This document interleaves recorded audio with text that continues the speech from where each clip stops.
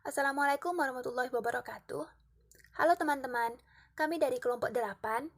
Pada mata kuliah metabolisme gizi kali ini, kami akan membahas tentang mekanisme absorpsi kalsium pada wanita postmenopause.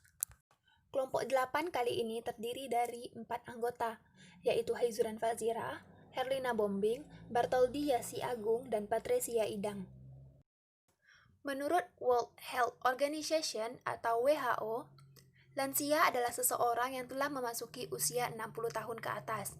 Lansia merupakan kelompok umur pada manusia yang telah memasuki tahapan akhir dari fase kehidupannya. Pada kelompok yang dikategorikan lansia ini, akan terjadi suatu proses yang disebut aging process atau proses penuaan. Pada wanita pasca menopause, kalsium yang dibutuhkan itu tinggi, berkisar antara 1.200 sampai 1.500 mg per hari. Hal ini dapat disebabkan oleh menurunnya absorpsi kalsium secara bertahap akibat usia lanjut.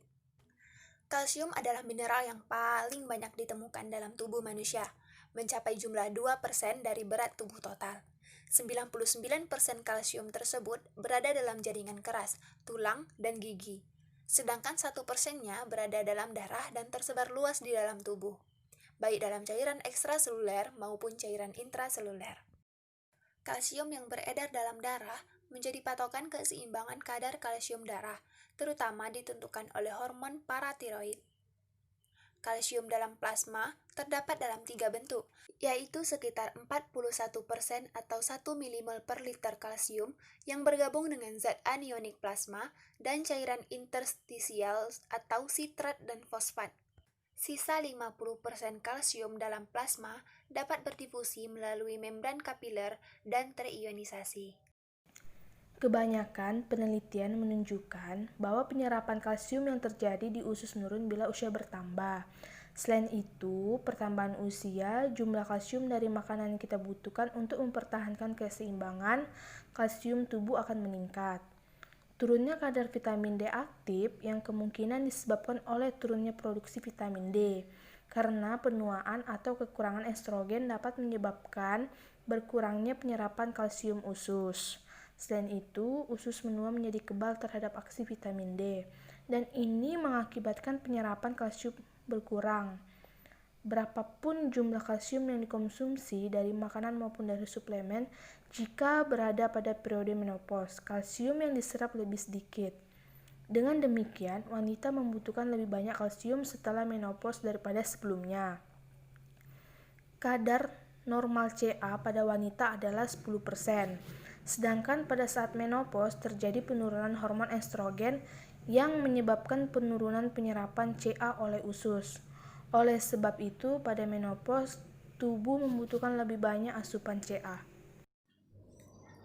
Proses absorpsi kalsium yang terutama terjadi di dalam bagian atas usus halus dimediasi oleh proses transport yang tersusun kompleks dan diregulasi oleh calcitropic hormones, yaitu 1,25 OH2 kali D3 dan hormon paratiroid. Hormon-hormon lain seperti glukokortikoid, prolaktin, dan estrogen berperan sebagai regulator absorpsi kalsium di usus halus.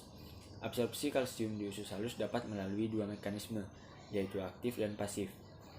Transport kalsium aktif terjadi terutama di duodenum dan proximal jejunum, sementara transport pasif terjadi pada seluruh usus halus.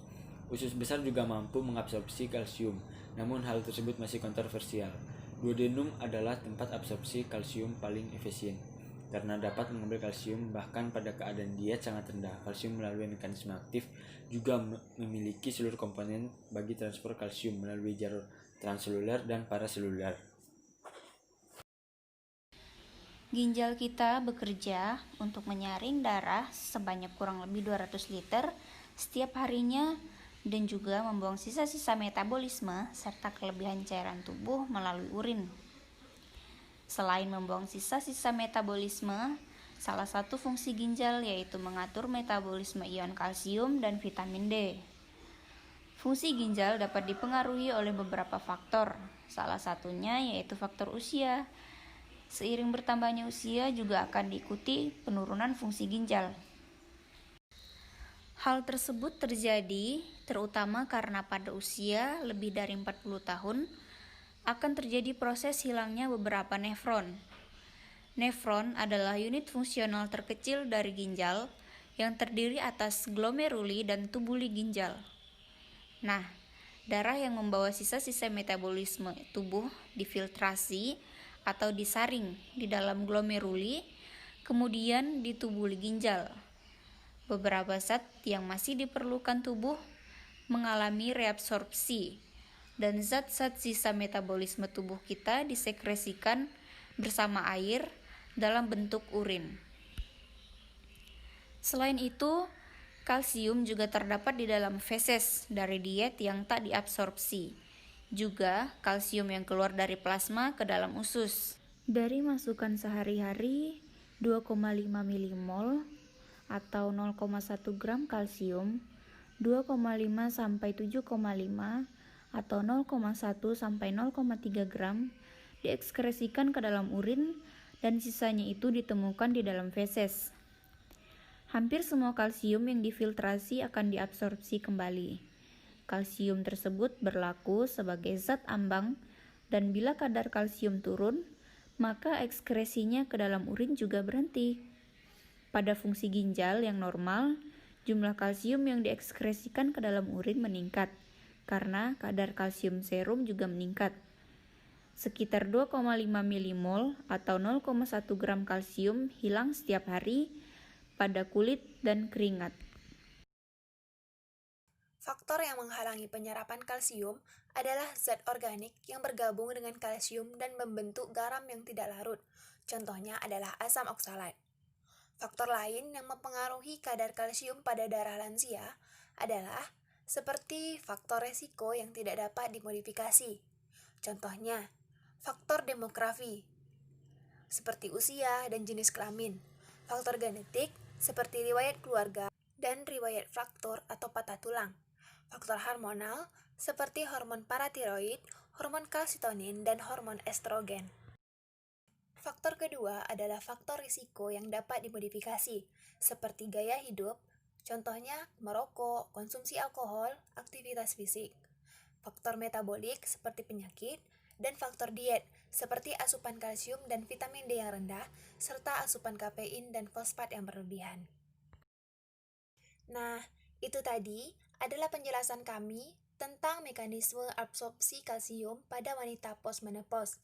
Bagaimana dia diabsorpsi, lalu tempat penyimpanan kalsium di dalam tubuh, hingga ekskresi serta faktor-faktor yang menghambat penyerapan kalsium.